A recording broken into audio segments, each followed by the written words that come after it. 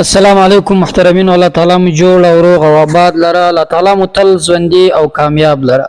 دوستانو، یو بهترینه وظیفه ده د هغه چا لپاره چې خاوند یا بېلارې وي، مثلا له خپلې ښځې سره مینه او محبت نه کوي، یعنې د محبت په باب باندې دا وظیفه هم ډېره مجربه طاقتوره ده. که د یوې ښځې خاوند یي، هغه له هغې سره مینه او محبت نه کوي او هغه زندګي چې دوی دوو تر مابینځ مخ ته ځي، په هغه زندګي کې دوی یو له بله ښه چلند نه سره کوي، نو د هغو لپاره نن یو ډېر مجرب عمل مې راوړی، په دې باندې عمل وکړئ. انشاءالله الله پاک جل جلاله به د دې برکت سره د دوی دوو په مابینځ کې مینه او محبت پیدا کړي. یا که چیرې خاوند محبت ورسره کوي خو ښځه یې بې چلنده وي، بې ګزاري وي، هغه محبت نه ورسره کوي، مینه نه ورسره کوي، ګرانښت نه ورسره کوي، نو د هغه لپاره هم دا یو ډېر مجرب طاقتور عمل ده. د دې په برکت سره به انشاءالله الله پاک جل جلاله پر تاسو ورحمیږي، پر تاسو به مهربانه سي، رحمت به در باندې وکړي په دې باب باندې چې ستاسو دوو تر مابینځ به الله پاک جل جلاله مینه او محبت پیدا کړي. یا هغه خلک یو کوي چې زوی یې بېلارې وي یا ښځې وي، زوی اولاد یې بېلارې وي، مثلا د دوی هغه یوه خبره هم نه مني چې دوی ورته کوي، دوی لارې ته رابولي، ښې لارې ته، خو هغه د دې خبرې نه مني، نافرمانه وي، د پلار خبره اولاد نه مني، د دې لپاره هم دا وظیفه کولی شي. یا یو ورور نو بل ورور یې بېلارې او دی غواړي چې هغه الله پاک جل جلاله هغه ته هدایت وکړي او ښې لارې ته یې راوبولي، هغه هم دا وظیفه کولی شي، ډېره مجربه وظیفه ده.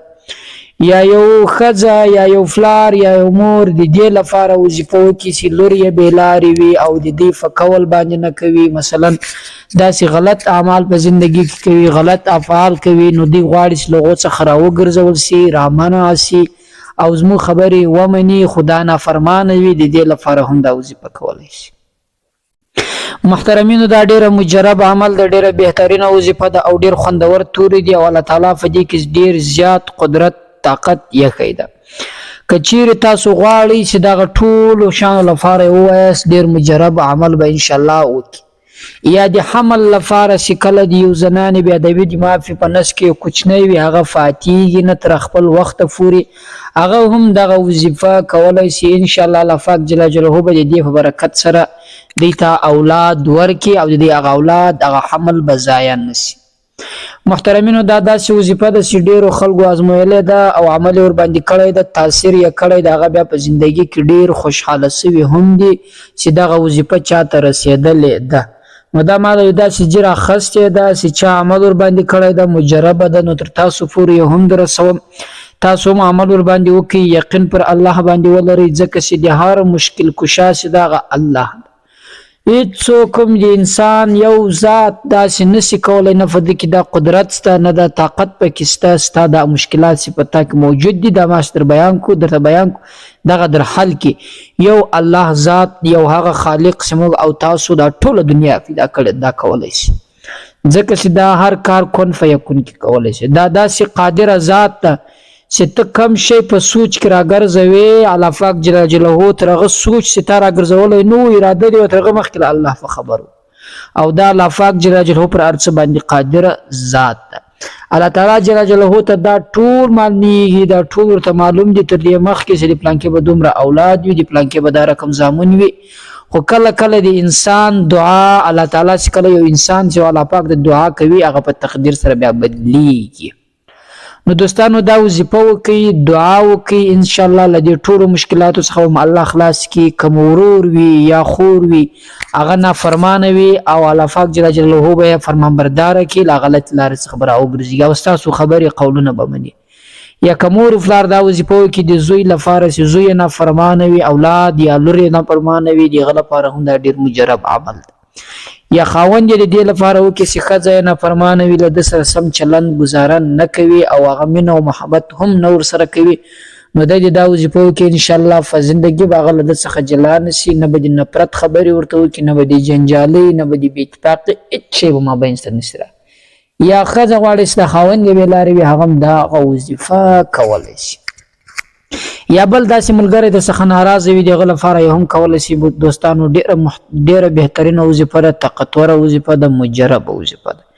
یو ځل تاسو ضرور دوستانو عمل ورباندې وکړئ، انشاءالله بیا به دعاوې راته کوئ. دوستانو د دې وظیفې طریقه دا ده، زه تاسو ته درښیم پر هغه لیول به عمل ورباندې کوئ، له هغه څخه به یوې بلې خوا ته نه ځئ، کوم چې زه درښیم په هغو شرایطو پورې به کوئ، انشاءالله عمل کوي، مجرب عمل کوي. دا داسې وظیفه دوستانو د سهار له لمانځه وروسته یې کولی شي، د ماخستن له لمانځه وروسته یې کولی شي. په دې دوه دورانو کې وکړئ، کوشش وکړئ سهار اوس فارغه شواست، اول خو د سهار له لمانځه وروسته، که د سهار نه د ماخستن له لمانځه وروسته یې وکړئ.